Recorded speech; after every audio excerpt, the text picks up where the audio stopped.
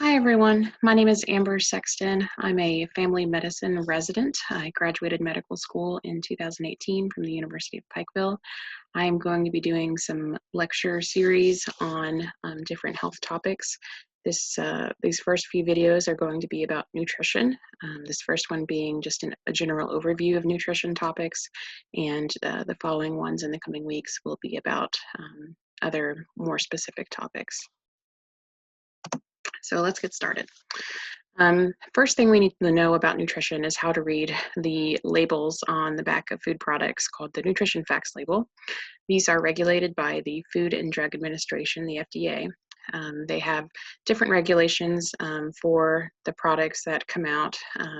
For example, sometimes they have to list specific nutrients in them. Sometimes they have to change the serving sizes, just a bunch of different regulations. And those can come as a single column or double column, as you can see here. The single column is per serving, and the double column is for per serving plus one that shows the whole container. So as you can see here, this serving size would be 2/3 of a cup, and there are 3 servings per container. So that would be both of these here. Again, serving sizes, they actually reflect the amount that people generally eat or drink, but it's not necessarily a recommendation for how much to eat or drink. And you can see the serving sizes here. This is 1 cup, and that's the standard unit, and it will always be followed in parentheses by the metric unit in grams, which is nice if you are weighing foods with a food scale. If you do eat more than 1 serving, you have to remember that you have to multiply all of these numbers below it by the value of how many servings you have consumed. So an example of that would be if I were to eat 4 servings of this container of lasagna. 1 serving was 1 cup, but I decided to eat all 4 of the servings that were in this container. I would have to multiply the calories, the fat, the carbohydrates, the protein, all of these by 4 because I ate 4 servings. And that would come out to be a grand total of 1,120 calories, 36 grams of fat, 3,400 milligrams of sodium, that's a lot, and 24 grams of sugar. So you have to remember this because it's easy to kind of try to eyeball food. But honestly, if you haven't practiced it quite a bit, a lot of times we're not very good at it. So we might think, oh, that's about a cup. But if you actually measure it out, it's more like a cup and a half or 2 cups. So it's very important to know how many servings you're eating. We as Americans honestly just eat way more than we should. So calories, the calories listed on nutrition facts, the calories are your energy. So that's going to be how many calories you're going to be eating in a day. We're going to get more into that in the next video. But your daily caloric needs, how much you need to take in a day, that can vary based on your age, sex, height, weight, and activity levels that you are currently doing. So definitely want to make sure that you get your specific calories that you need for your body. The percent daily values listed here, these are the percentages to the right of the nutrients. These are based on a diet of 2,000 calories per day.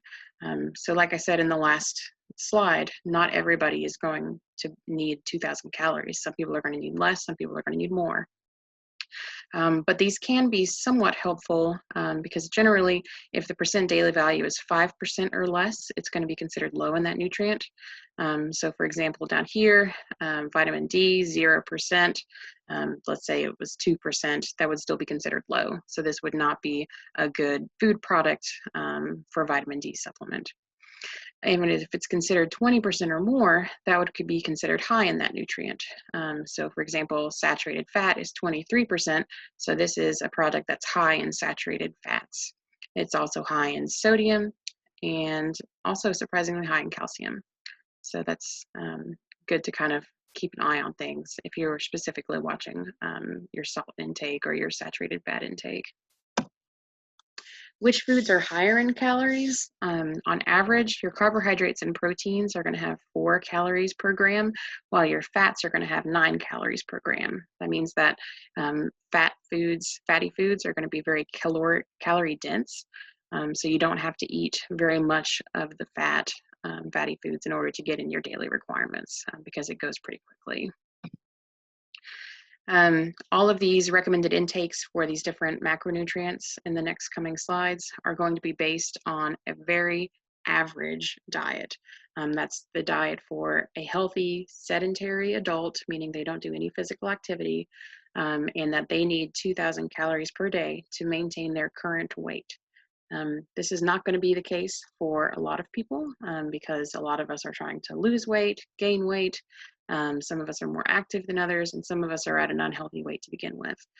So this is just the average recommendations for the general population as recommended by the U.S. Department of Health and Human Services. So first is carbohydrates. The recommended daily calorie percentage from carbohydrates is 45 to 65%. That's roughly 225 to 325 grams per day. And under the nutrition facts, you can see here you're going to have total carbohydrates, which will include natural sugars, like sugars from fruit or dairy products. And you'll also sometimes see dietary fiber, like in this one down here, which is nutrition facts for an apple. And you can also see sugars. Sometimes it'll say total sugars, sometimes it'll say just sugars or added sugars. The added sugars is definitely the one that you want to watch out for because those are artificial sweeteners that have been added to the product specifically for taste. So this is a nutrition facts label for sour Skittles. When you talk about carbohydrates, you really want to talk about complex versus simple carbs. We'll get more into this in the next video, but essentially complex carbohydrates are the ones that take longer for your bodies to digest, and they are going to keep you fuller longer, and they have more nutrients in them.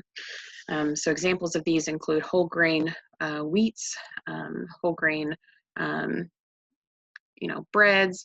You're going to see fruits and vegetables, whole grain pasta, sweet potatoes, brown rice, and examples of your simple carbs are going to be all of the what we consider high in sugar foods, things that have high fructose corn syrup in them, donuts, ice cream, soda pop, candy, cookies, white bread, French fries. Those are going to be your simple carbs. And so that's what we kind of want to try to stay away from. And when we do talk about carbohydrate intake, we want to do more of these complex carbs. Talking about fats, fats are recommended 20 to 35% of your daily caloric intake. And again, that's based on the 2,000 calorie per day average for the population. That's going to be roughly 44 to 77 grams of fat per day. And again, it does not take much fat in order to meet that because again, it's very calorie dense, a very calorie dense product. So here we're going to have good fats and bad fats. Your good fats are going to be the unsaturated fats, so polyunsaturated and monounsaturated. Examples of these are in this top photo. You've got avocados, nuts, oils, olives, and fatty fish like salmon. And your bad fats are going to be saturated fats, trans fats, and cholesterol, which are all listed in the nutrition facts label. These are going to be examples include butter, dairy products, and the fat off of like a steak. Those are going to be saturated fats, which are the bad fats, and it's recommended to not eat any more than 20 grams per day of that. Protein is recommended to eat 10 to 35% of your daily caloric intake from proteins alone. It's a pretty wide range, honestly. That's between 50 and 175 grams per day. Usually what's recommended is a certain number of grams per kilogram of your body weight. The average adult is recommended 0.8 kilograms per kilogram of body weight. However, that can be increased or decreased, again, based on what your dietary goals are, gaining weight, losing weight, and how active you are. So for a 75 kilogram person who's fairly sedentary like most of us, that'll be about 60 grams of protein a day, which is where most people are going to fall between 50 to 80 grams of protein a day. Some other listed nutrients in the nutrition facts label are going to be sodium, which is your salt intake. It's recommended not to eat any more than 2,300 milligrams per day.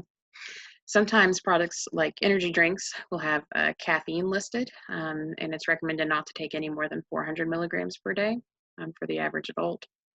And you'll also have some other micronutrients listed on there, like we saw calcium, vitamin D. There are a bunch of other different micronutrients that can be listed. We'll get more into that in our micronutrient lecture. And it'll also have a complete list of the ingredients in the product, which I like to look at specifically if you're looking at sugar alternatives or if you have any kind of allergies or specific dietary restrictions. So it's important to look at that label always. These are some tips from the dietary guidelines, which are again put out by the U.S. Department of Health and Human Services. The biggest kind of the groundwork or what they recommend in the end is we need to eat more dietary fiber, vitamin D, calcium, iron, and potassium, because it's pretty chronic that we don't eat enough of that in America. And we need to eat less saturated fats, added sugars, and sodium. It's going to be your fat, sugar, and salt. Those are what we need to eat less of, because I mean, that's essentially what the American diet is. You know, you go to McDonald's, you're going to get fat, sugar, and sodium.